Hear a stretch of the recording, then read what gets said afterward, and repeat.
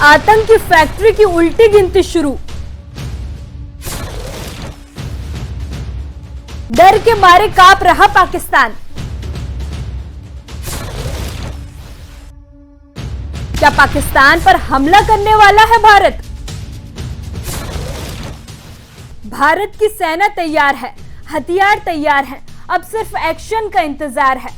पाकिस्तान की सरहद के पार खलबली मच गई है, क्योंकि भारत अब एक्शन मोड में है। पहलगाम आतंकी हमले के गुनहगारों की उल्टी गिनती शुरू हो चुकी है। भारत का मकसद साफ है, आतंकवाद और आतंकियों का सफाया जड़ से किया जाएगा। मोदी सरकार ने सेना को खुली छूट दे दी है और अब समय आ गया है फैसलों पर अंतिम मुहर लगाने का। बुधवार को प्रधानमंत्री नरेंद्र मोदी 4 अहम बैठकें करने वाले हैं, जो खासकर पाकिस्तान से जुड़ी रणनीतियों पर आधारित होंगी। इन बैठकों पर न केवल देश की बल्कि पूरी दुनिया की नजरें टिकी हुई हैं। भारत के एक्शन के डर से पाकिस्तान थर-थर कांप रहा है। भारतीय हमले का खौफ इतना गहरा बैठा कि पाकिस्तान को सपने में भी मिसाइलें नजर आ रही हैं।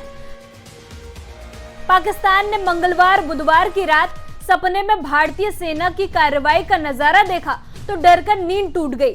सपने में डरकर उठने के बाद आधी रात को पाकिस्तान के सूचना मंत्री ने प्रेस कॉन्फ्रेंस बुलाई और दावा किया कि उसे विश्वसनीय खुफिया जानकारी मिली है कि भारत अगले 24 से 36 घंटों में उसके खिलाफ सैन्य कार्रवाई कर सकता है। यह बयान पाकिस्तान के सूचना मंत्री अताउल्लाह तरार ने प्रधानमंत्री नरेंद्र मोदी की शीर्ष रक्षा अधिकारियों के साथ हुई बैठक के बाद दिया। पाकिस्तान के पास मुस्तनद इंटेलिजेंस इतलात हैं कि अगले 24 से 36 घंटों में पहलगाम वाक़े से जुड़े बेबुनियाद और खुद साख्ता इल्ज़ामात को बुनियाद बनाकर भारत पाकिस्तान के खिलाफ फौजी कार्रवाई करने का इरादा रखता है। पाकिस्तान के सूचना मंत्री का कहना है कि भारत हाल ही में जम्मू कश्मीर के पहलगाम में हुए आतंकी हमले के पीछे पाकिस्तान की भूमिका का आरोप लगाकर सैन्य कार्रवाई की तैयारी कर रहा है। तरार ने कहा कि पाकिस्तान खुद आतंकवाद का शिकार रहा है और वह हमेशा इसकी निंदा करता रहा है। उन्होंने पहलगाम हमले की निष्पक्ष जांच के लिए एक आयोग गठित करने की पेशकश भी की थी। पहलगाम आतंकी हमले के गुनहगारों को जवाब देने के लिए भारत पूरी तरह से तैयार है। प्रधानमंत्री नरेंद्र मोदी ने मंगलवार को देश के शीर्ष रक्षा अधिकारियों के साथ हाई लेवल मीटिंग की। बैठक में रक्षा मंत्री राजनाथ सिंह, राष्ट्रीय सुरक्षा सलाहकार Ajit Doval, chief of defence staff general Anil Chauhan और तीनों सेनाओं के प्रमुख शामिल थे। सूत्रों के मुताबिक बैठक के दौरान प्रधानमंत्री मोदी ने कहा कि आतंकवाद पर कड़ा प्रहार हमारा राष्ट्रीय संकल्प है। उन्होंने सेना को कार्रवाई की रणनीति, लक्ष्य और समय तय करने की पूरी छूट दे दी है। तीनों सेनाएं जैसे चाहें वैसे देश के दुश्मनों को जवाब दे सकती हैं। मतलब यही है कि अब दहशतगर्दों और उनके आकाओं के खिलाफ निर्णायक लड़ाई का वक्त है। लेकिन भारत क्या करेगा, इसके संकेत पहले ही प्रधानमंत्री नरेंद्र मोदी दे चुके हैं। पाकिस्तान को लेकर आज बेहद अहम दिन है। बुधवार को प्रधानमंत्री नरेंद्र मोदी 4 महत्वपूर्ण बैठकों की अध्यक्षता करेंगे।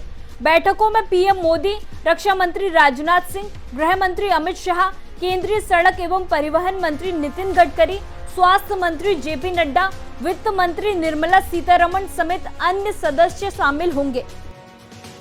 सुबह 11 बजे कैबिनेट सुरक्षा समिति की बैठक होगी। इसके बाद कैबिनेट समिति ऑन राजनीतिक मामलों की बैठक होगी। इसके बाद कैबिनेट समिति ऑन आर्थिक मामलों और फिर सामान्य कैबिनेट बैठक होगी। इन बैठकों में पाकिस्तान के खिलाफ संभावित सैन्य कार्रवाई पर अंतिम निर्णय लिया जा सकता है। माना जा रहा है कि पाकिस्तान को लेकर रणनीति पर इन बैठकों में फाइनल मोहर लग सकती है।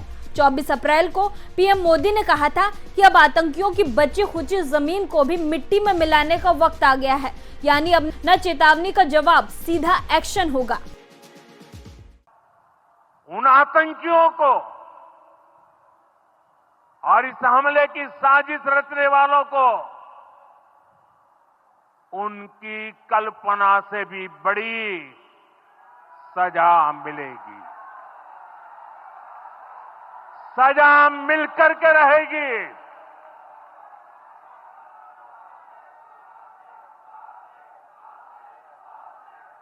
अब आतंकियों की बची खुची जमीन को भी मिट्टी में मिलाने का समय आ गया है। सूत्रों के अनुसार प्रधानमंत्री मोदी ने रक्षा मंत्री राजनाथ सिंह के साथ सोमवार को लंबी चर्चा की थी। राजनाथ सिंह ने सेना प्रमुखों से पहलगाम हमले के बारे में जानकारी ली थी। प्रधानमंत्री मोदी ने 23 अप्रैल को कैबिनेट सुरक्षा समिति की बैठक में भी पहलगाम हमले पर चर्चा की थी। ऐसे में अटकलें तेज हैं कि बुधवार की बड़ी बैठकों में किस बड़ी कार्रवाई का ऐलान हो सकता है। भारत पूरी तरह से तैयार है। पाकिस्तान थर-थर कांप रहा है। दोनों देशों के बीच युद्ध की आशंका जताई जा रही है। इससे पूरी दुनिया दहशत में है। अब देखना होगा कि पहलगाम आतंकी हमले का जवाब भारत किस तरह से देता है। ऐसी ही खबरों के लिए जुड़े रहिए हमारे साथ। हम हैं यंग भारत, सच के साथ।